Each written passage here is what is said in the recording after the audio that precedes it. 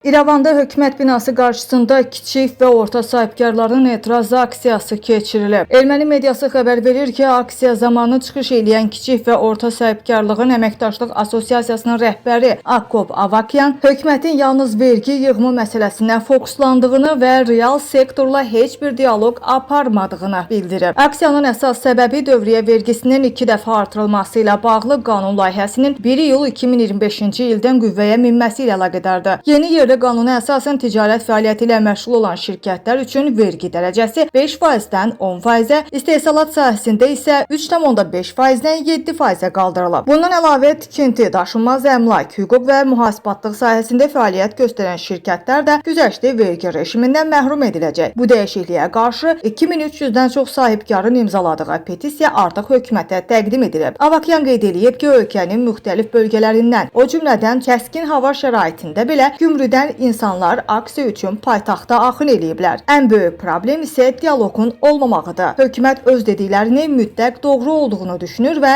real iqtisadi subyektlərlə heç nəyi müzakirə eləmir deyə Avakyan bildirib.